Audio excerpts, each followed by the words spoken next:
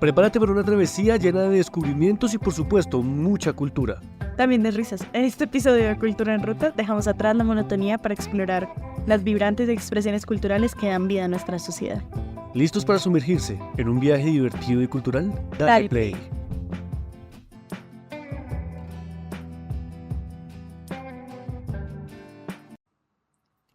Buenas, donde sea que se encuentren, bienvenidos a un episodio más de Cultura en Ruta. En esta ocasión, la ruta nos trajo a un lugar muy especial, a los aposentos de Gabriela Pinilla, a un lugar muy especial porque para mí es una de esas docentes que siempre se pone la 10, siempre da más de lo que tiene que ofrecer, de lo que uno se espera también. Es de esos docentes que hace las cosas con emoción, que le salen las cosas de aquí del pecho, y verla nuevamente después de tanto tiempo pues me produce mucha nostalgia. Con ella pude compartir muchas risas, muchos momentos, la vi feliz, la vi enojada, la vi hasta llorar, y para mí eso fue muy especial. Logré entrañar mucho con ella y fue un crecimiento muy especial. Es de esos docentes que lo hacen a uno ver las artes de una manera diferente y comprender cosas que nunca habría comprendido de no haber venido a estudiar artes. Entonces, eso es de esos docentes a los cuales yo pienso que valió la pena de haberme metido a la facultad a aprender. Y bueno, para mí es un honor tenerla aquí en este episodio, en este podcast, poder conversar con ella nuevamente porque primero fue mi docente y con el tiempo se volvió una gran amiga que siempre estará en mi corazón, siempre recordaré con mucha nostalgia y mucha felicidad porque siempre hubo aprendizajes maravillosos, desde arte y revolución hasta aquellas épocas en configuración espacial, cuando empapelamos un salón entero con papel de burbujas y ver su cara fue maravilloso. Y las historias de Cristo y Jean-Claude, todas esas cosas siempre las voy a llevar en mi corazón gracias a la maestra Gabriela Pinilla, quien nos va a contar un poquito acerca de ella. Y bueno, bienvenida al episodio. Gracias, Samuel. Yo honrada de conversar contigo, con Salomé, con quien teníamos pendiente esta conversación desde hace como un año, ¿cierto? Más o menos, sí. Contenta de verlos haciendo este proyecto que me parece que tiene mucho sentido. Contenta de ver cómo ese trabajo que uno hace en el salón de clase da estos frutos. Y pues por supuesto muy contenta de verte otra vez. ¿Qué quieres que te cuente? Pues un poquito acerca de ti, de a qué te dedicas, es que hay algo muy particular de Gabriela, y es que Gabriela hace de todo un poquito, ¿no? Es como si fuese una herramienta sin una navaja suiza, porque hace de todo, ¿no? Entonces, para los oyentes, ella es artista, pero también es docente, pero también es madre, pero también hace de todo. Entonces, sí, la idea es como contarnos un poquito de ti, de tu trayectoria, de qué haces ahorita, como a nivel artístico, pero también me parece chévere un poquito, así sea una pincelada muy pequeñita de la docencia, porque justamente en un episodio anterior estuvimos hablando acerca de la importancia de la educación, y creo que también eso me parece muy importante mencionarlo. Y bueno, vamos a seguir conversando alrededor de esas cosas y también acerca de cultura. Hoy el episodio, creo que me faltó mencionar eso al principio, y es que una de las cosas más importantes de Cultura en Ruta es hablar acerca de eso derecho que todo el mundo tiene a la cultura, del derecho que todo el mundo tiene a las artes. Yo siempre lo voy a decir, el arte es un derecho para todos, igual que la cultura, igual que la educación, y es importante mencionarlo porque si no lo recordamos y no lo estamos mencionando como un mantra, puede que haya personas a las que se les olvide. ¿Verdad? Bueno, pues yo no sabría por dónde empezar, pero yo trabajo en artes desde que era una niña, como desde los 8 años. Yo, al igual que tú, soy ultra hiperactiva. Ariana, con la energía que brota de mí. Y entonces mis papás, desde que yo era muy chiquita, como que se dieron cuenta que la única manera que yo estuviera en paz con mi alma y con mi ser era trabajando en arte, pues coloreando, armando cosas, pintando. Entonces mi recuerdo es que desde que yo era muy pequeña, yo empecé a hacer muñecos, pinturas. En esa época mis papás se dedican a la literatura y mi papá era como un fanático de leernos el Antiguo Testamento, entonces ahorita se los muestro. Mi papá nos contaba como esas historias y yo las pintaba y pasaba mucho tiempo en mi vida pintando. Ya yo soy educada en la casa, yo asistí muy pocos años al colegio, también como por decisión de mis papás, mis hermanos y yo somos educados de esa manera. Entonces me gradué muy joven, a los 15 años, entré a la Academia Guerrero, pero yo no quería ser artista, porque yo soy hija de artista, yo soy hija de literato, de escritor, y yo sé cómo es. Sí, yo sabía desde muy chiquita lo que eso implica, ¿no? Claro. En términos económicos, en términos de trabajo, porque hay gente que cree que ser artista es como que uno está en pantaloneta en la playa echando globos, y ser artista implica una cantidad de trabajo tremenda, porque hay que trabajar para comer y trabajar para lo que uno quiere hacer. Para darle comida al alma. Exactamente, y para construir ese proyecto grande, digamos, al que uno le quiere dedicar la vida. Entonces yo sabía las implicaciones que eso tenía, entonces yo le dije a mi papá, no, yo voy a estudiar arquitectura, pues yo no sé coger una regla. Pero para mí era claro cómo encontrar una profesión que tuviera que ver con el hacer, que para mí era pues, la vida, pero que no implicara ese riesgo. Esa incertidumbre constante. Exactamente, que yo sabía que implicaba la carrera como artista. Pero entonces cuando entré a la Guerrero, pues yo me enamoré de la carrera de artes, obviamente, y ahí pues ya no hubo nada que hacer, ya no me importó si iba a tener para comer o no. Sí. Yo pues decidí que iba a estudiar artes, tuve la fortuna de entrar a la Tadeo, que en ese momento tenía una facultad de artes muy fuerte, pues la facultad de artes que graduó a Fernando Vida, a Mario Paz, a la misma Doris, ¿no? Una facultad como muy interesante.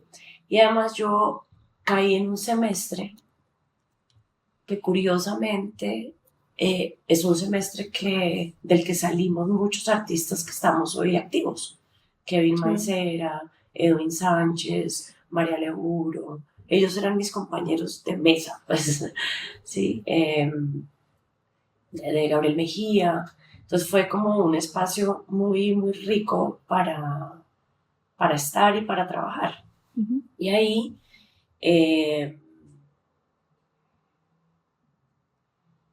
todavía que tú mencionabas ahorita el asunto de la docencia, yo todavía no pensaba que yo iba a ser artista, y un poco la vida me llevó a eso, sino que yo me quería dedicar a la docencia, sí, hacer mis muñecos, mis pinturas, pero yo no pensaba cómo exponer, galerías. Ahorita que los estudiantes es, profe, ¿cuándo me podré presentar a la Feria del Millón? A mí eso no se me pasaba por la cabeza.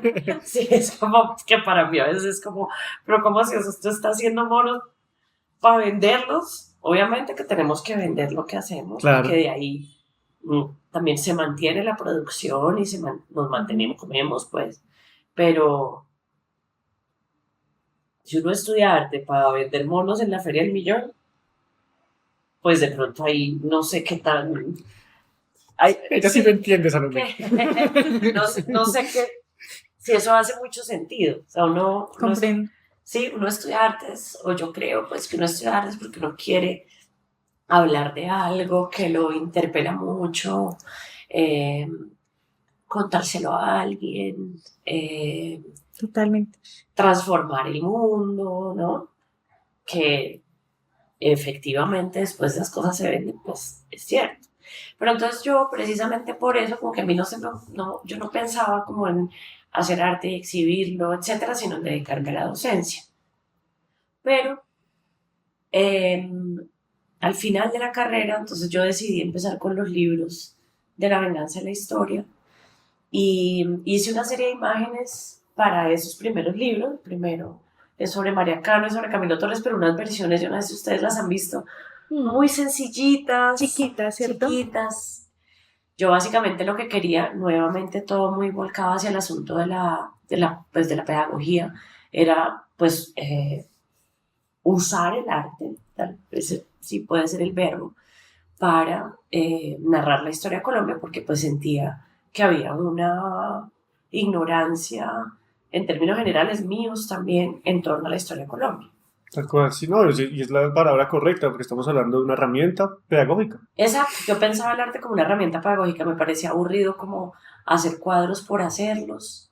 Ahora no me parece aburrido, lo disfruto mucho, pero pues la mayoría de mi trabajo sí está volcado hacia esa pedagogía de la historia. Me parecía como que no me hacía mucho sentido hacer pinturas para exhibirlas en la galería y no más. Como que pensaba que el arte tenía que hacer algo más, Claro. además de producir imágenes que fueran bonitas. Entonces ahí fue que empecé a hacer los libros de la venganza de la historia y entonces un día yo estaba en mi casa y a mí me gusta contar esto porque aprecio mucho ese momento. Y Rodrigo Echeverri, el pintor, vino a mi casa a conversar porque era novio de una vecina amiga mía y me dijo, ven, pero esto, a mí me gustan mucho estas imágenes, ¿tú por qué no te presentas al premio Botero? Y yo dije, yo le dije, pero es que esto no, yo no pensé estas imágenes para eso, no sé, y me dijo, preséntate. Y yo me presenté, me gané una mención y me di cuenta como que esas imágenes podían circular tanto en los libros como en otros lugares y que de pronto a mí sí me hacía sentido hacer arte y que lo que yo hacía circulara en el mundo del arte y ahí empezó todo. Ahí empezó, pues como en esos dos lugares, ¿no? Entre la pedagogía y el hacer de las imágenes empezó todo el asunto. A mí me parece muy, muy curioso algo y es que uno siempre como que comienza con una visión de lo que uno quiere ser y llega un momento o una persona o algo en específico que hace que uno le cambie por completo la perspectiva y que uno se abra como a la posibilidad también de poder lograr otras cosas pues con el trabajo que hace. Yo veo que también hay como muchas cosas interesantes con respecto a la pedagogía, como, como que muchas veces pasa, o anteriormente yo hablaba en otros episodios, que muchos artistas les pasa que no planean ser educadores o no ven como el arte como de esta manera, sino que por lo menos cuando yo estudiaba muchos éramos como, bueno, ¿cómo le hacemos para entrar a a la galería? ¿Con quién hay que hablar? ¿Sí? ¿Cómo montamos un colectivo o qué? Y siempre era como eso. Y a mí me pasó que nuevamente me encuentro con el arte como una herramienta pedagógica por mi empleo cuando fui mediador. Y descubrí que uno puede transmitir muchas cosas muy interesantes, muy chéveres. Y a mí me pasa como artista que muchas veces estoy produciendo, haciendo mi práctica artística, descubro algo y como que se lo quiero contar a alguien, transmitir a alguien. Entonces ahí es cuando uno empieza a buscar las maneras de contárselo a alguien, ¿sí? Y a veces, al principio pasa que es con la gente más cercana, con los amigos, con esto, y poco a poco la cosa va escalando y uno va buscando también otras posibilidades con respecto a la práctica artística y creo que es algo que también me parece chévere invitar a los oyentes que de pronto les guste este tema de las artes y dedicarse al arte, que no solamente es como una Recta. línea, sino que hay muchas formas de hacer la práctica artística. Incluso con la gestión también se pueden hacer muchas cosas. Hay gente que le termina gustando la administración y ese tipo de cosas y terminan dirigiendo un museo y uno dice, madre, ¿y este man cómo le hizo? ¿Qué? Y no, pues resulta que eso también se le da, ¿sí? Claro, y yo creo que también, bueno, seguramente lo tocaremos más adelante, pero hablando de las personas jóvenes que apenas están iniciando en este proceso, que estamos iniciando en este proceso, es un poco también como aprender a no decepcionarse y volver a amar un poco esta profesión, porque entonces cuando uno piensa, y lo hablábamos ahorita fuera de micrófonos, en que el artista está encerrado en su taller y crea como en el Renacimiento y solamente está ahí en el taller, pues cuando sale se da cuenta de que la realidad es distinta y que hay que hacer cosas para también poder vivir de eso. Pero bueno, seguramente eso lo tocaremos un poco al final. Solamente que sí me parece importante como mencionar que ese cambio de perspectivas o esos momentos que le dicen a uno como que tiene otra oportunidad también para trabajar, digamos, no, tal vez no en lo que pensó al principio, pero similar y hacer luego eso, o sea, como poder hacer varias cosas es una oportunidad también para poder vivir un poco más tranquilo en este mundo del arte. Pero bueno, Y algo que me resulta muy interesante de Gabriela es el proceso, que ella es como que la forma encarnada de creer en el proceso, Y a mí, pues yo conozco a Gabriela hace como 8 años, casi 9 años, entonces es como, yo he visto su proceso, he crecido de alguna manera viéndola crecer. Entonces es súper interesante porque es un proceso larguísimo de trabajo, de esto. Anteriormente, que nos encontramos por allá en Arbo, tú me mencionaste que es un proceso de más de 17 años, ¿sí? Con el proyecto que tienes con Edwin también, o no sé cómo es porque no entiendo, pero es un proceso largo, estamos hablando de 17 años, de casi 2 décadas de ir produciendo, Sí. de escribir libros, pero también de pintar, y también por allá, cuando uno está hablando con otra gente del arte, entonces uno al otro lado de la ciudad le dice, no, miren la que hace estos murales, que también, que no, yo los quiero ir a ver en Cali, que los murales de Cali no los pude ver, y nosotros, sí, yo la conozco, ella es increíble. ¿Y usted cómo la conoce? Entonces es súper interesante porque uno termina diciendo, uy, no, con esa también se está haciendo hasta famosa y uno se da cuenta, ¿no? Hasta famoso se volvió Gabriela. Sí, entonces es súper chévere porque también eso es me acuerdo mucho de Adrián que en una ocasión me definió un concepto llamado como la autoridad, que hay cosas que uno tiene autoridad porque uno las vive, ¿no? Entonces en tu caso es esa vivencia que ha sido de toda la vida, prácticamente, que desde niña como artista. Entonces, me gustaría que nos cuentes un poquito acerca de ese proceso, pues que es un proceso larguísimo, pero eh, ¿cómo es? ¿Sí? ¿Cómo es eso de levantarse todos los días por 17 años a seguir A creyendo en ese trabajar. proceso? Es que, mira que bueno, hay varias cosas que has mencionado. A veces los muchachos le dicen a uno, bueno, pero uno cómo se vuelve artista. ¿Sí? ¿De qué manera empieza? Pero tú cómo haces para que te invite el museo. ¿Cuál O es el paso a tú, paso? sí, ¿cuál es el paso a paso para ser artista? Yo pienso que a mí me ayudó mucho, pues que yo lo había visto en mi papá. Entonces yo sabía que uno solo se hace artista trabajando. Sí, porque hay personas que creen que uno se hace artista por las relaciones públicas o porque está cerca de esto, esta persona o esta otra, y no es así. Uno se hace artista trabajando todos los días en la producción en la que uno cree y que uno siente que uno tiene que hacer. Si quieres ser artista, tú mencionabas también que el arte tiene muchos lugares para desarrollarse. ¿Sí? Estudiar arte no tiene que implicar necesariamente que uno es un creador. ¿Sí? Uno puede estudiar arte o digamos que uno es un creador en el sentido tradicional de la palabra. Uno puede estudiar arte y dedicarse a la docencia, uno puede estudiar arte y dedicarse a la gestión, uno puede estudiar arte y dedicarse al mundo editorial, ¿sí? O sea, a la dirección de arte para televisión. O sea, el campo del arte tiene infinitas Mm, posibilidades, ¿sí? Ahora, si uno se dedica a la creación, pues lo primero que tiene que hacer es trabajar en lo que uno cree que tiene que hacer.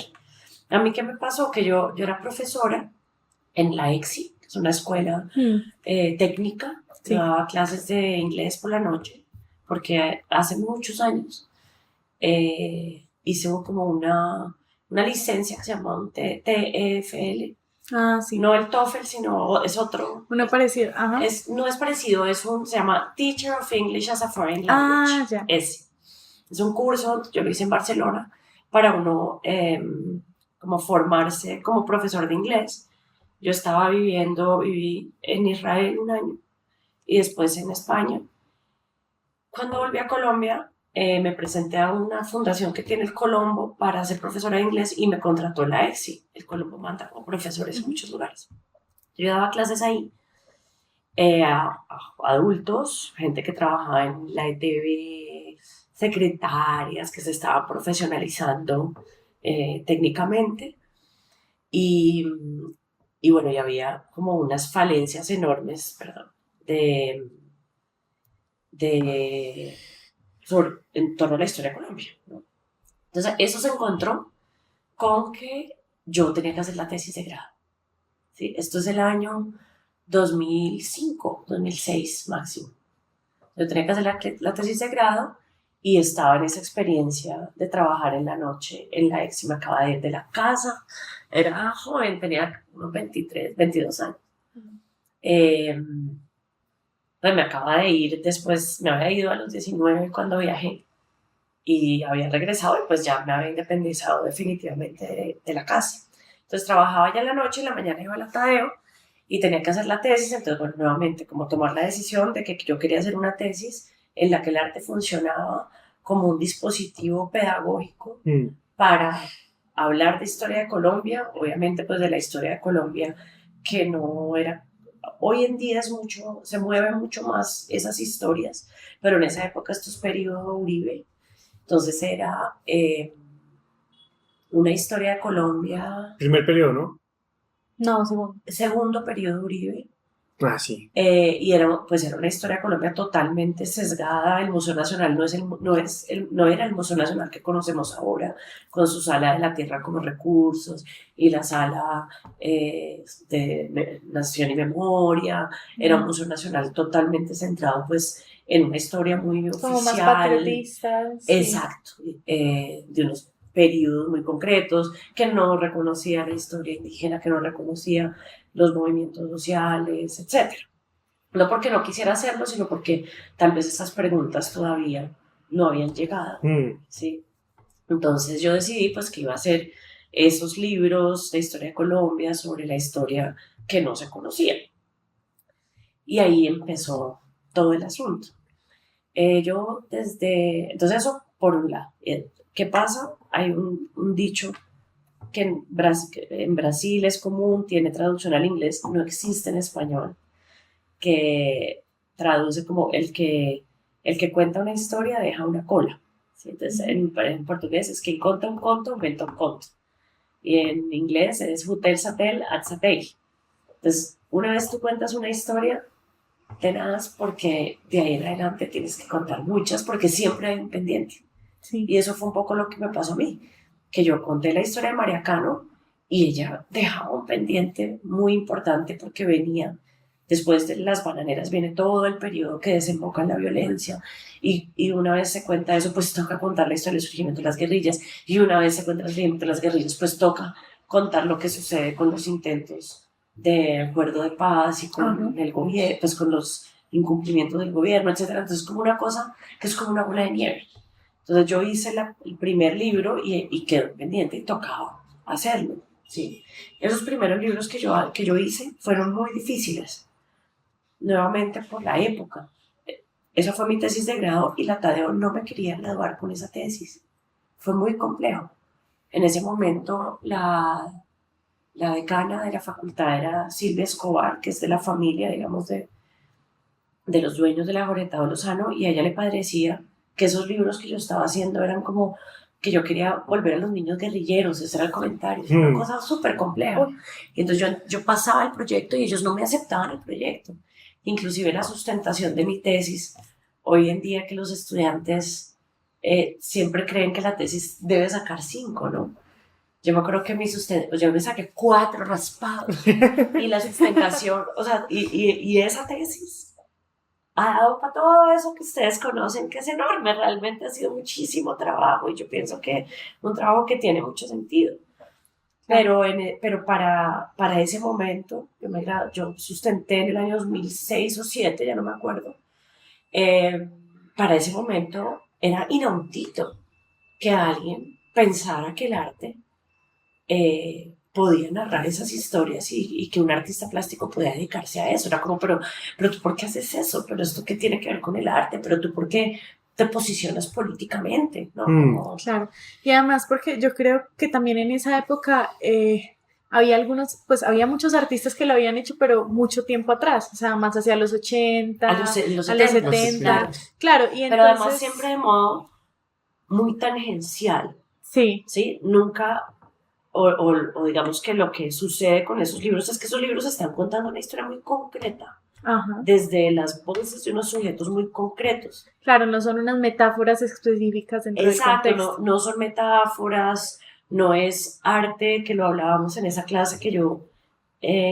compartí con Samuel, de arte y revolución, no es arte sobre política, es arte vinculado directamente con unas historias muy concretas y hasta cierto punto con un compromiso en torno a esas historias. Entonces eso era inaudito. Claro. Sí, Sí, claro, y además cuando dices la palabra compromiso también es como esa necesidad de que tiene que la historia ser contada, porque volvemos claro. a las historias que no son contadas, entonces volvemos todavía a que al que cuenta la historia es el que gana las batallas, ¿cierto? Sí, Y entonces esas historias que no se cuentan, terminan olvidándose. Claro, sí, entonces era como, ¿usted por qué cuenta eso? ¿Usted por qué habla de la historia del ELN? Uno mira el ELN, el artista mira el ELN con lejanía, o el artista mira a Camilo Torres y hace una obra como la de, creo que es Luis Camnitzer sobre Camilo, ¿sí? O un homenaje como el de Felisa Ursin, aunque Felisa era una mujer muy comprometida Mm, con sus temas, pero siempre tú usas una palabra que hace sentido, una cosa muy metafórica, como esto implicaba un proceso pedagógico, tenía que tener un contenido muy concreto. Claro. Y eso en ese momento era inaudito. Entonces yo hice esos primeros libros, los dos primeros, sustenté esa tesis, la sustentación de esa tesis fue una batalla. Una batalla. Los jurados fueron Santiago Monge, a quien quiero muchísimo, y Jimena Andrade, que también es una mujer increíble, cuya práctica se ha transformado mucho en el tiempo y ahorita es una mujer cuya práctica, que hace una práctica artística totalmente comprometida en términos sociales y políticos. Pero en ese momento no. Que a mí eso me parece súper bonito, como en ese momento todavía hacer un arte de ese tipo no era aceptado. Sí, hoy en día lo es de manera muy fuerte, tanto que la práctica de la misma Jimena, que fue con quien yo batallé en esa sustentación de tesis, se ha transformado también en ese sentido y es increíble. Interferencia se llama uno de los proyectos lindos que ella tiene y la podrían entrevistar también. Ella es profesora en el Instituto Departamental de Bellas Artes de Cali. Pero entonces, que bueno, eso fue una batalla tenaz, no sé qué. Y yo me acuerdo que yo llegué a mi casa, yo vivía en la calle 17 con una amiga muy amada de mi vida que se llama Cindy Triana, que se ha dedicado a la pedagogía, es artista también, pero dedicada a la pedagogía infantil. Y yo le dije, no, yo no puedo, o sea, esto es demasiado, yo necesito estar en paz un rato. Esos proyectos generalmente son muy agotadores mm. y cada vez más, ¿no? Porque cada vez se entrevistan más personas, cada vez la historia está más cercana en el tiempo, bueno. Y entonces yo dije, no, yo voy a dedicarme un ratico a pintar al óleo. Y me dediqué por 2 años a hacer una serie de retratos de mi familia, después un proyecto sobre David Lynch, que es un cineasta que a mí pues me encanta y quería como pintar sus películas como por una... Siempre todo muy relacionado con la lectura, como que las películas de él me remitían a Matar a un ruiseñor, que es un libro de Harper Lee que me gustaba mucho en la juventud, me remitían a Las uvas de la ira, o más que a Las uvas de la ira, al del Edén de John Steinbeck, bueno, como esta literatura norteamericana, Truman Capote también. Entonces me parecía que en las películas de él se encontraba como esa literatura con la que yo me había criado, pues también por la formación de mis papás, con la pintura, pues porque David Lynch es formado en artes plásticas, como escultor, también como sé que en algo, pues que tiene una cercanía con la pintura, entonces como que quería hacer esas imágenes y las hice, pero ya después otra vez como, venga, pero aquí hay unas historias pendientes. y entonces ahí empecé a hacer el, el libro del barrio Policarpa, que tiene una historia chévere. Y un poco en ese edificio donde yo vivía en la calle 17, mis vecinos eran Fernando Villa, Edwin Sánchez, mi marido, hace muchos años somos marido y mujer. Entonces era Edwin Sánchez, Fernando Villa, Mario Paso, Delcy Morelos, ¿no? Como increíbles artistas. Yo llegué a ese edificio de casualidad, no fue como, ay, me voy a ir al edificio de los artistas, no, llegué ahí por casualidad con esta amiga y algún día Gabriel Sierra, que también es artista y que era en ese momento la pareja de Delcy, me dijo, yo la miro a usted por la ventana y usted todo el tiempo está pintando, ya me parece como exagerado. A mí, ¿qué me pasó? Que precisamente, pues yo soy una persona muy hiperactiva y un poco el único lugar en el que yo encontré paz fue en ese hacer. Entonces yo trabajaba en un colegio, yo llegaba por la tarde a pintar, porque además, nuevamente, estos proyectos son de trabajar todos los días, un Sí, poquito, 4 Sacarlo en horas. forma. Hace algunos años me leía en este libro Cartas a Antonia de Alfredo Molano. Él, ese libro es cuando bellísimo. es divino, yo lo amo, cuando él se ganó, cuando la Nacional le dio el doctorado honoris causa, él hizo un discurso hermosísimo y alguna parte del discurso él dice, en algún momento de mi vida, escribir se me volvió una necesidad. Y entonces yo escribo todos los días. No importa si estoy viajando, no importa dónde esté, yo todos los días escribo. Y a mí me pasó eso con la pintura. O sea, yo termino un proyecto, como pasó ahorita, que tengo pues esa exposición que tienen que ir ahí en la Galería La Cometa. Entonces, este proyecto es un proyecto que duré 3 años haciendo, basado en una investigación hecha por Darío Villamizar, bueno, entrevistas, pintura, etc. Entonces, la última exposición que hice, ha habido 5 muestras de ese proyecto, una en Denver, Brasil, Cali, Medellín y Bogotá. Eh, Distintas versiones de ese mismo proyecto, pero un poco la de Bogotá fue como, ¡prum! Ya, el aterrizaje total. Y llevo un mes, porque no es más de eso, sin trabajar y no me hallo. O sea, ayer tuve que sacar ese mono que ustedes ven ahí porque voy a hacer un par de pinturas al óleo mientras libero mi cuerpo de este proyecto que acaba de acabar. Pero yo necesito estar trabajando, yo necesito estar pintando. Y no es exagerado, como me dijo en ese momento Gabriel, con muy buena intención. Eh, Simplemente es que es la vida mía. O sea, yo necesito llegar a mi casa y ponerme a trabajar. Y con Edwin ha sido muy bonito porque nosotros llevamos 16 años juntos. Y él es igual, ¿sí? Edwin trabaja, todo el mundo, bueno, Edwin es un gran artista, ha tenido unos momentos en los que su obra ha estado al mismo tiempo en Singapur, en Argentina, en Estados Unidos, en Colombia, bueno, como exposiciones en simultáneo, pero Edwin es una persona que trabaja en diseño.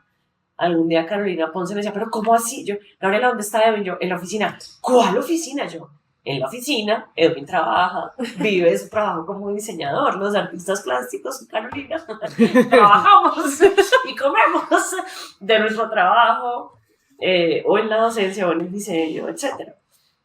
Y entonces Edwin también, al igual que yo, es una persona que trabaja todo el día, pues en lo que nos da de comer y con lo que pagamos los colegios de los hijos, y en la noche y los fines de semana trabaja en su obra, porque para él también es una necesidad, y todo el tiempo está cacharreando ahí en su computador y pensando y oyendo cosas para los proyectos que desarrolla. Entonces un poco eso pues a nosotros nos ha permitido estar juntos y construir los dos, que eso a veces es un poco insólito. Pues hay varias parejas que lo han logrado, pero a veces no es tan fácil construir cada uno una carrera en el campo del arte fuerte, poderosa, distinta y acompañada. El proyecto de Mano Armada, que es al que te referías ahora, es un proyecto editorial. Edwin hace su obra por un lado, yo hago la mía por otro. Y decidimos, después de la pandemia, que queríamos tener ese sellito editorial, primero para mostrar los libros que ya hemos producido y las producciones gráficas que ya hemos hecho, y después para empezar nosotros mismos a hacer nuestros libros. Porque lo que sucede con el mundo editorial, aunque yo he trabajado con gente toda hermosa en el mundo editorial, es que muchas veces uno hace los libros y a uno le quedan muy poquitos libros de ese enorme trabajo que uno hizo. Sí. Entonces con Edwin pensábamos, bueno, tiene que haber un momento en el que sigamos trabajando con estos amigos editores, pero en el que nosotros participemos también como editores para que esos libros sean también nuestros. Claro. ¿Sí? Yo he trabajado con La Silueta, con Relámpago, con La Bruja Rizo, con Salvaje, todos amigos entrañables y amorosos pues, que han permitido también que esos libros existan. Y también en un momento fue como, bueno, listo, pero también queremos Edwin y yo tener nuestro sello y seguir trabajando con estos amigos. Claro. No, qué chévere, no, muy bonito. Sí. Y como ahorita yo pensaba en algo que te quería preguntar o como acotar y como que se me escapa, y lo estoy tratando de aglutinar en mi cabeza porque eh, me hace mella a veces como ese tipo de cosas, ¿no? Como a veces es difícil pensar en cómo hace uno, ¿sí? Sí, también para comer, para producir, darse cuenta de que hay proyectos que uno quiere hacer y que requieren tiempo, ese trabajo, y también encontrar como algunos refugios emocionales con el arte o con lo que uno hace, porque muchas veces uno también necesita descansar de otras cosas, ¿no? Eh, de la, de la misma trabajo diario de oficina o en tu caso en el aula de clases y hacer cosas, ¿sí? A mí me hiciste pensar muchísimo en una escritora que se llama Clarice Lispector, no sé si la conoces, seguramente sí. Ese cuadrito de allá, que es de María Isabel Rueda, es un fragmento de un texto de ella. ¿De ella? Sí. Ah, bueno, y bueno, ya usted Que sabe me cosas de encanta. portugués, entonces aquí lo voy a mencionar. Clarice Lispector es una escritora ucraniana, pero que llegó a Brasil porque en Ucrania se empezaron a hacer unas prácticas aterrorizantes que eran los pogroms.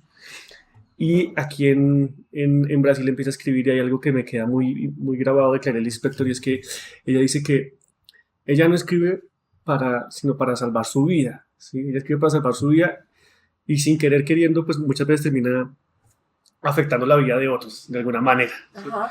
Pero entonces muchas veces ella dice, yo escribo porque necesito salvar mi vida, porque eso es lo que me salva la vida.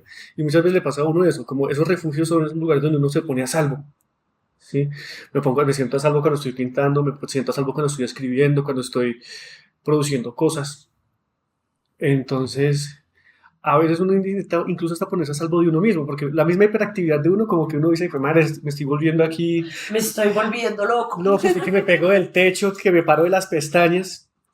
Y es súper interesante también como recordar eso de Gabriela y verlo como también es una manera incluso de estar sano, ¿no? Como con uno. Claro, y a mí hay algo que me parece ahí también muy importante mencionar, volviendo un poco a lo que estabas hablando muy al principio sobre tu tesis, y es un poco esa potencia que tienen las imágenes para contar las historias de una forma distinta, porque tal vez, digamos, uno se interpela mucho cuando lee un libro, cuando lee estas historias, digamos, sobre Colombia o sobre estos diferentes, digamos, elementos de la historia que tú has tocado, pero es que verlos en imágenes es diferente.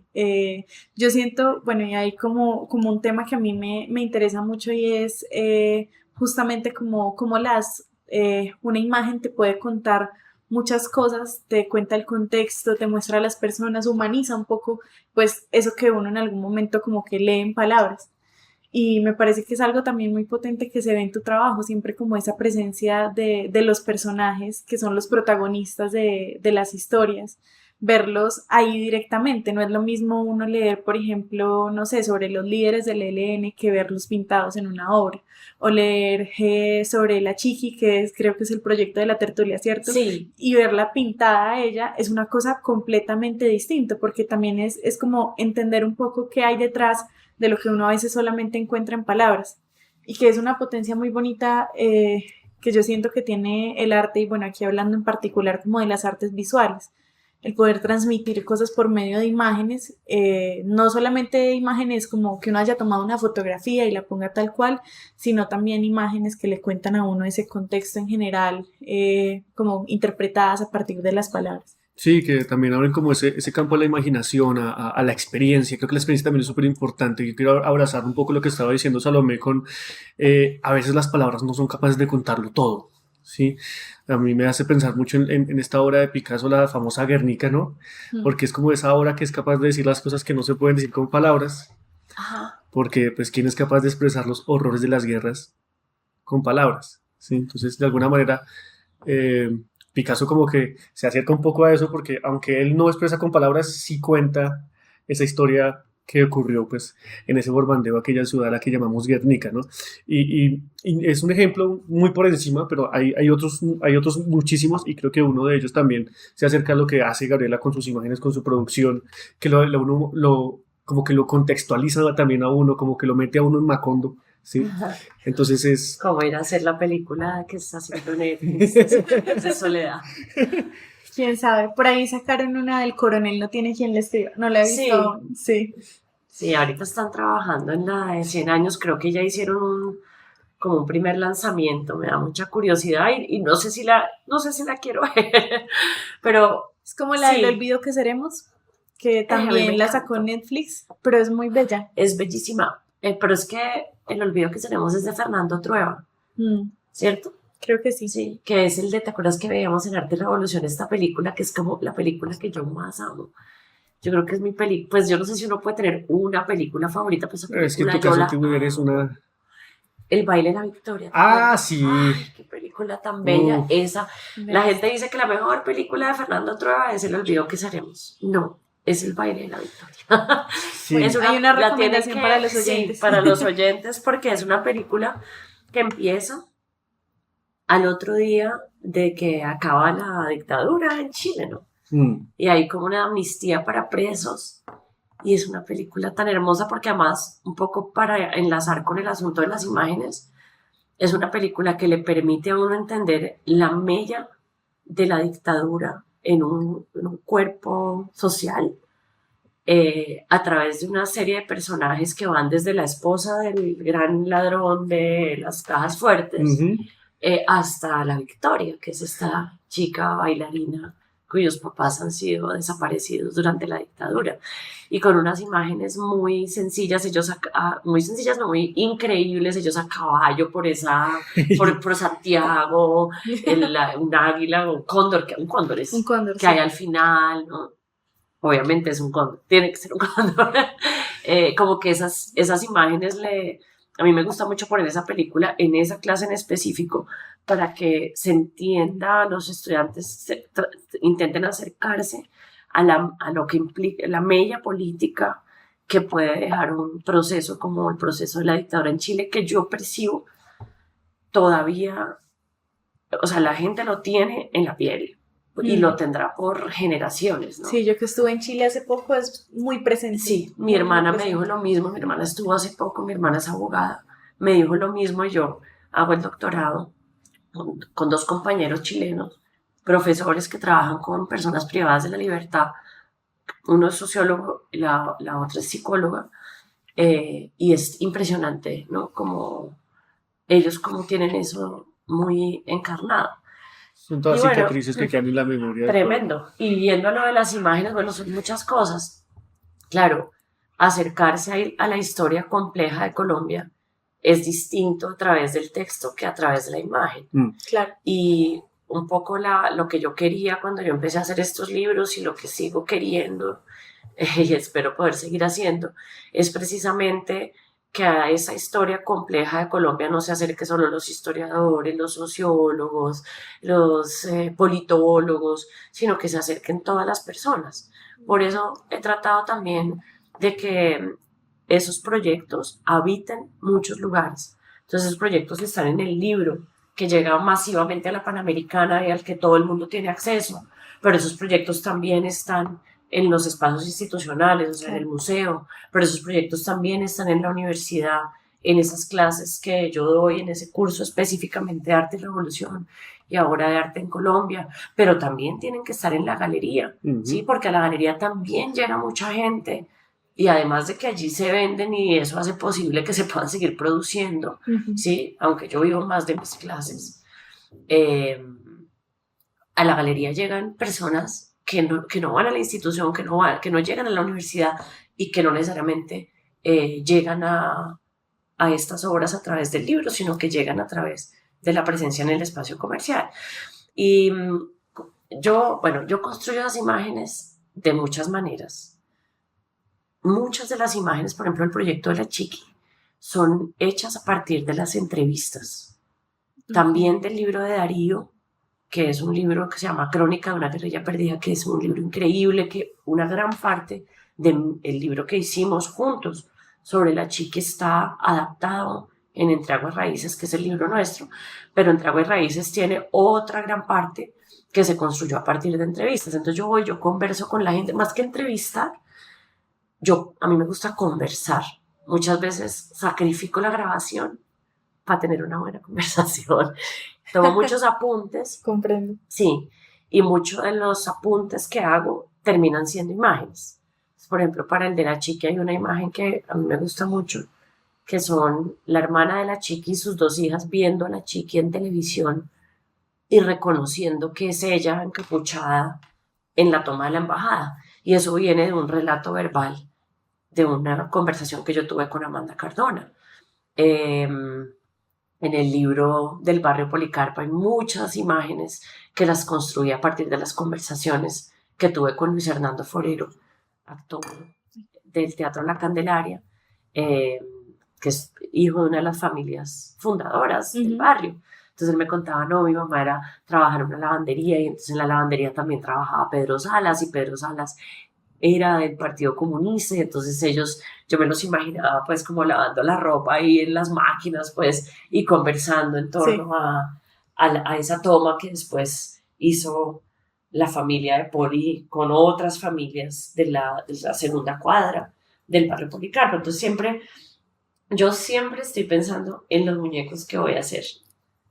Entonces, en esas conversaciones hago muchos apuntes y me imagino muchas cosas y después hago bocetos y después bocetos de bolita, palito y después construyo las imágenes.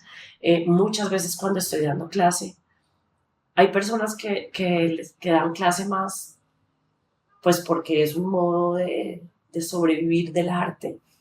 Para mí, los espacios de clase son unos espacios riquísimos porque son los que le tienen los que le estallan a uno la cabeza. Entonces uno oyendo a un estudiante, los estudiantes, yo siempre pienso, si esta persona se imaginara todo lo que me está regalando en este momento. Porque uno los oye y la gente joven siempre tiene el alma muy despierta. Y uno aprende mucho también dando clase. Y uno aprende mucho, pero además a mí se me estalla la cabeza, no en todas las clases, pero hay días que oyendo al estudiante, oyendo lo que quiere hacer, oyendo lo que piensa, oyendo lo que dice sobre lo que estamos viendo, oyendo cómo construye para sí. Yo puedo construir en otros sentidos porque no es como que yo esté pensando lo mismo que el estudiante está pensando. El estudiante está en una vía y yo estoy en otra, pero muchas veces eso que dice, etcétera, me estalla a mí un montón de imágenes o de procesos que después yo puedo poner en los proyectos que estoy haciendo. Casi siempre estoy haciendo uno o dos libros o proyectos al tiempo. Sí, muchas de las clases, yo que fui alumno de Gabriela, pues me pasaba que era como, más que una típica aula de escuela, ocurriera que se transformaba como una especie de taller de creación. En donde se conversaba, se pensaba, cada uno estaba trabajando en su propio proyecto, pero entonces, no, mire, me está pasando esto, y entonces el otro le comentaba a uno, y se volvía un lugar donde este tipo de cosas como estallarse eran muy posibles y se daba mucho el espacio como de reflexión en eso y descubrir cosas como, ay, yo no había visto las cosas como también con la mirada de esta otra persona. A mí me pasó en varias ocasiones como, ay, sí, yo no estaba viendo las cosas desde esta perspectiva, ¿no? Claro, lo más rico de una clase de arte es eso, oír al otro, oír cómo el otro está pensando, pensar para el otro, porque en el momento en que yo pienso para el otro, para hablarle al otro, también estoy pensando para mí. Yo renuncié este semestre a una clase que dicté en la Universidad de los Andes porque me traumatizó que los estudiantes no tenían la generosidad de oírse. ¿Sí? Querían cosas técnicas. Enséñame a hacer un portafolio. Uno aprende a hacer un portafolio viendo los portafolios de otros. ¿Sí? Uno aprende a hacer una página web metiéndose en internet y viendo cómo hace una página web otros. Pero querían eso, como unas cosas técnicas. Dime qué hacer, más o menos. Pero eran incapaces de oír a su compañero hablar de su proceso y de donarle preguntas con generosidad. Y a mí eso me dejó traumatizada precisamente por lo que tú dices, porque yo doy otra clase en los Andes que amo mucho y que seguiré dando, que es un taller para estudiantes más chiquitos. Pero precisamente lo que pasa en la SAP, por ejemplo, en un taller integral, cuando se logra esa, pues como mover a los estudiantes en ese sentido, es que el estudiante aprende más que de uno, de los compañeros. Total. de ver pensar al otro, de entender cómo piensa el otro, la lógica de pensamiento y de creación del otro. Que son una construcción también. Exacto, Vamos, pero eso solo se logra cuando el estudiante entra a ese espacio con la generosidad de donarle al otro. No, yo soy artista, quiero hacer lo mío y ya, sino cuando entro en la conversación contigo, ahí es que estoy en el ejercicio de crear. Y a mí veces también. ese espacio de 1 hora o 2 horas no es suficiente. A veces uno se sale, se sienta ahí frente al monumento, está con el otro al lado.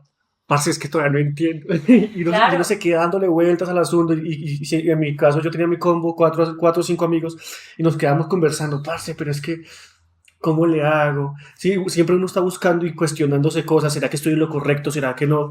Pero también es muy lindo y muy especial cuando uno tiene al otro para preguntarle, parce, ¿será que sí la estoy haciendo bien? ¿La estoy embarrando? ¿Cómo? ¿O qué idea se le ocurrió a usted? Pero no era como depender del otro, sino que también Es en esa esta conversación es que conversación aparece termina el ejercicio fluyendo de cosas súper creación. chéveres, sí. Es lo más importante. Y con respecto a las imágenes, ya específicamente a su construcción, el semestre pasado trabajé en la maestría de narrativas históricas del externado.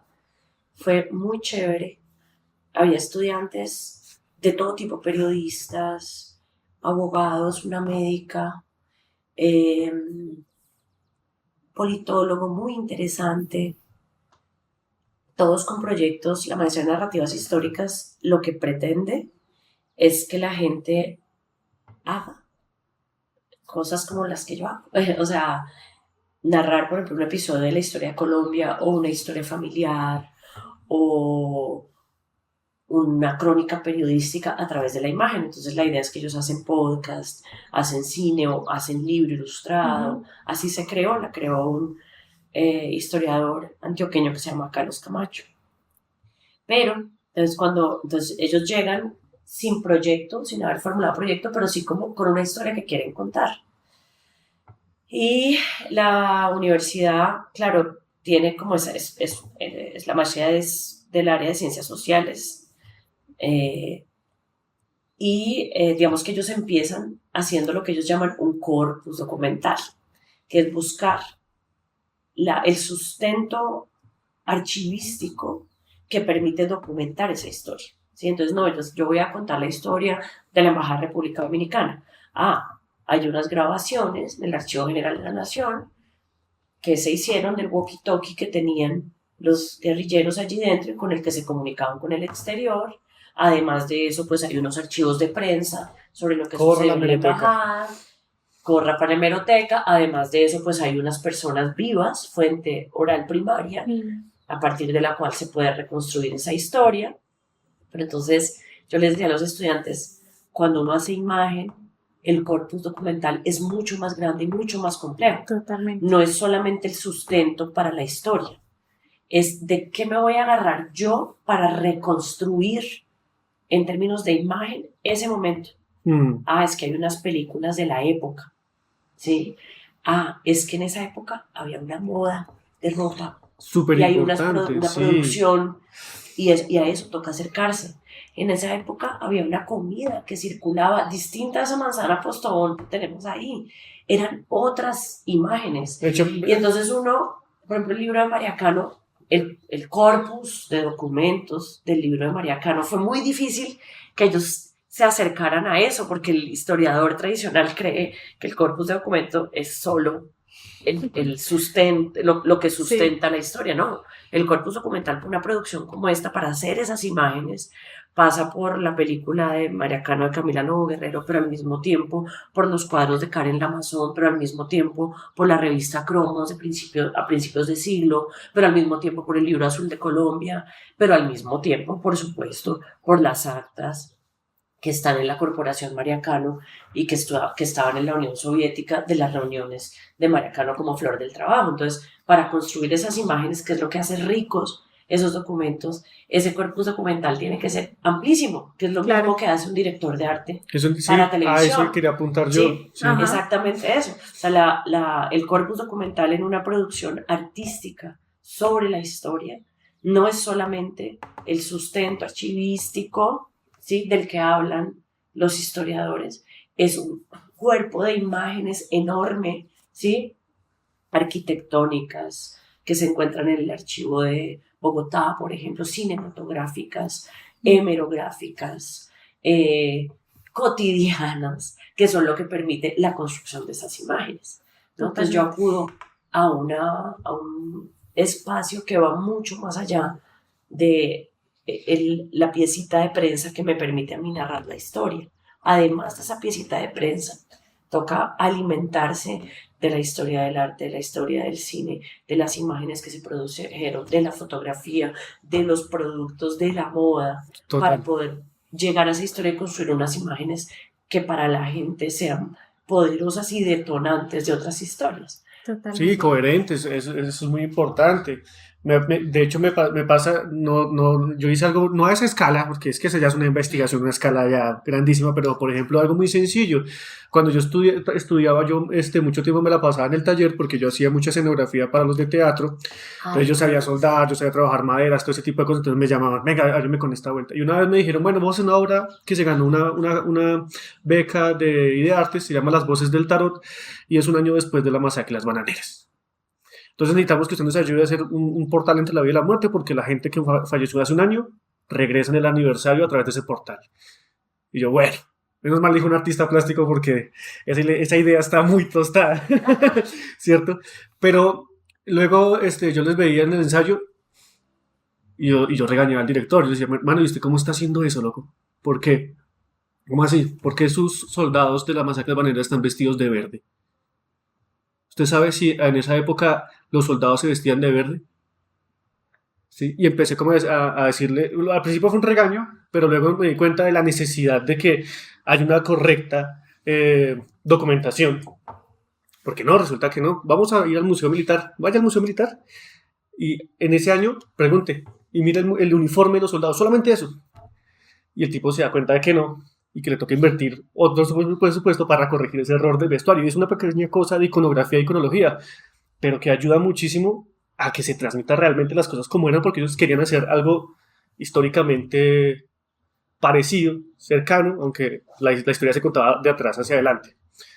Pero esas cosas son súper importantes, incluso hasta para una dirección de arte tan sencilla como una simple obra de teatro. De una universidad. De una universidad, que luego eso trascendió y terminó en un teatro, La Quinta Porra, que termina teniendo un público bastante amplio. Y yo quisiera anotar algo ahí también, y es que pues hay varias personas que creen que, otra vez volviendo a la idea de que el artista está encerrado en su taller, realmente este tipo de cosas le muestran a uno que no, o sea, que uno tiene que conocer la historia, tiene que investigar, tiene que buscar, que también hay un proceso mucho más grande pues detrás del hecho de hacer una obra. O sea, a mí me gusta mucho eso, y yo le comentaba a Samuel un día que es un interés mío, y es como los procesos creativos, o sea, realmente entender detrás de esa imagen qué es todo lo que hay detrás para tomar las decisiones de los colores, de lo mismo que aparece en la imagen, tomar las decisiones de qué es lo que se cuenta alrededor de esa pieza.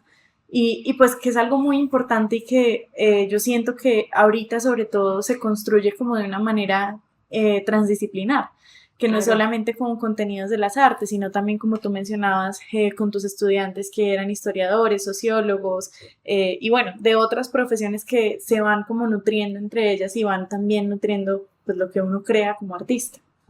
Sí, mira que cuando yo hago los murales se hacen rapidísimo, ¿no? Pues rapidísimo, a costa de sangre, porque sí, esos son unas producciones enormes. Yo también, una gestión grandísima detrás. Exacto, entonces esos son unas producciones enormes que se hacen.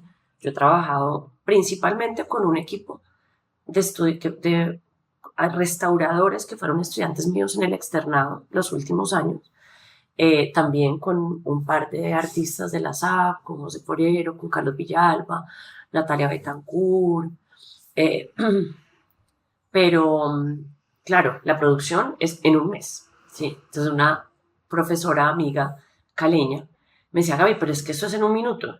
Entonces yo le dije, no señora, es que estos son 3 años para producir esa imagen, y después en un minuto la producción se hace, yo hago el color, y la gente, yo hago el dibujo, hago un boceto, se proyecta, se calca, y la gente aplica color plano, los asistentes. ¿Cómo se llega a esa imagen? ¿Cómo se llega a esa producción? Son 3 años antes ¿sí? En los que yo tengo que acercarme a los documentos, decidir lo que dice Salomé, los colores, cómo es la composición, por qué esta imagen va aquí, por qué esto va acá, construir todo ese archivo. Construir Pero equipo. generalmente el equipo ya está construido hace un tiempo largo y yo generalmente los formo. Por ejemplo, con José, que hemos trabajado más recientemente, pues les enseño a pintar y José me decía, puta, ya he aprendido. Y yo me siento muy contenta, como, claro, yo les enseño cómo hago yo el color plano, que es básicamente lo que ellos hacen, y, pero eso tiene un cuidado, una factura, ¿sí? Claro. Oye, Pero hacer plano además es una galleta, es re difícil. es dificilísimo, claro. Pero además de eso, el proceso previo para llegar a esas imágenes, para hacer, digamos, toda la gestión que implica que ellas se puedan producir en esos tiempos rápidos, etcétera, eso tiene un proceso previo que generalmente es de 3 años, de 2 años. Construir esa historia tiene un proceso previo mucho más complejo, Claro. ¿sí? El mes que pasamos bueno echando color plano y tomando cervecita y ahí en el museo, eso es el 5% de lo, Y de hasta lo que menos del implica, 5%. claro, de lo que implica toda la enorme producción. El otro día, cuando se inauguró la exposición en la Galería La Cometa, yo hice una charla y estaba Miguel Ángel Rojas y yo decía y él me dijo al final, sí, es cierto eso.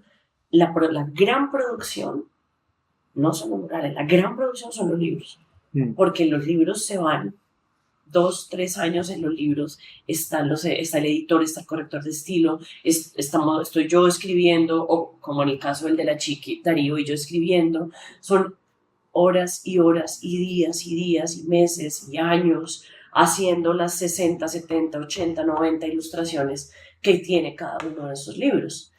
El mural es, ¡prum!, mural es en un mes, pero el mural tiene todo ese trabajo previo del libro, Claro. que es el que lo hace posible, ¿sí? Sí, no, y el sacrificio que hay que hacer detrás de eso. Yo todavía me acuerdo cuando decía, no, es que estoy haciendo unas ilustraciones de Camilo Torres y yo no entendía qué era lo que estaba haciendo. Cuando yo al final veo el resultado y yo, ¡ay, qué tesa! Claro, es Y uno se mucho encuentra con esas tiempo. cosas.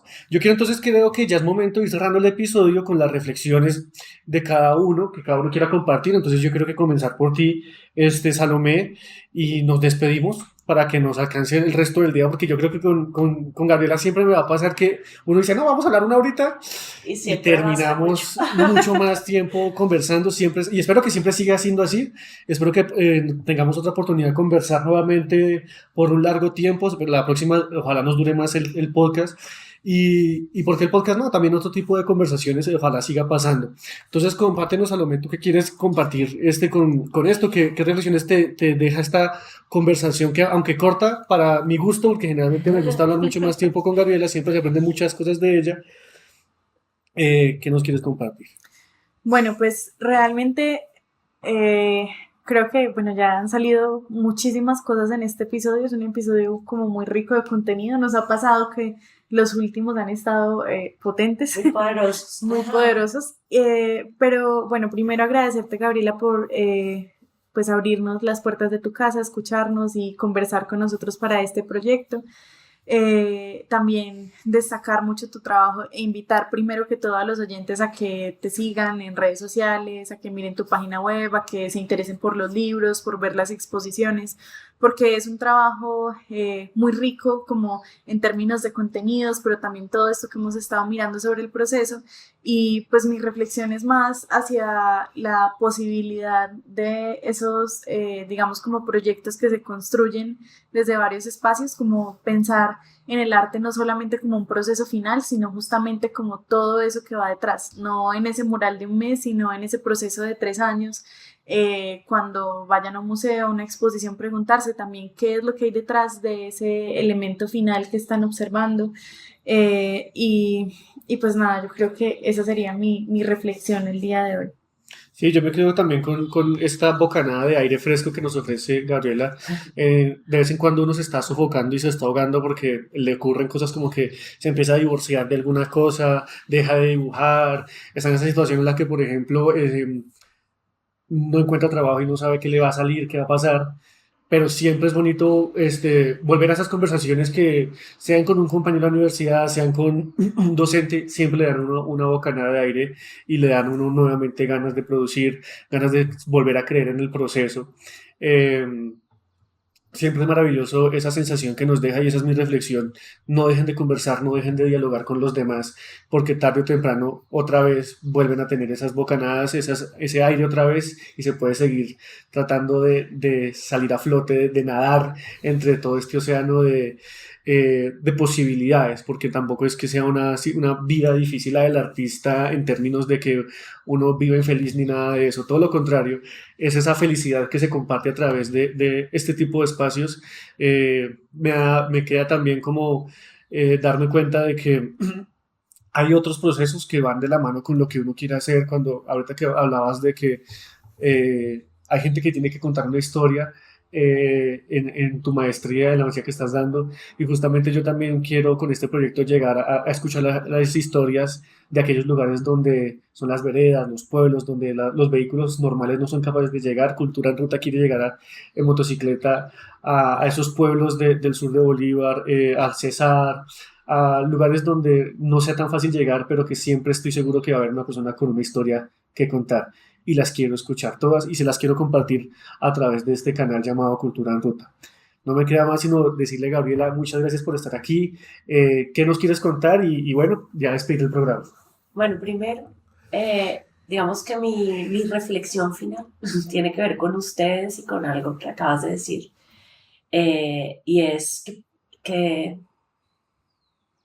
bueno, el artista siempre está creando, no solo cuando está pintando, haciendo el muñeco, filmando, editando, sino que el artista siempre está creando. Y uno de los espacios más importantes para crear es el espacio de la conversación y del intercambio, ¿sí? Yo soy amiga de Joe Broderick y lo quiero mucho, porque cada vez que yo voy a su casa por la noche a tomarme una cerveza, yo salgo de allá, como decías tú, renovada. Porque la conversación con él me permite pensar, me permite crear, me permite volver a estar joven, siendo él un hombre de casi 90 años. Yo le digo, tú eres mi amigo más joven, porque esas conversaciones que tengo con él siempre me revitalizan.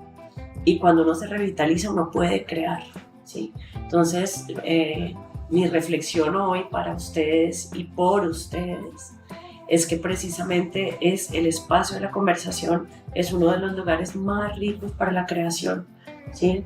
Y precisamente la Escuela de Artes, más allá de lo técnico, que también es importantísimo, tiene que propiciar espacios generosos de conversación como este.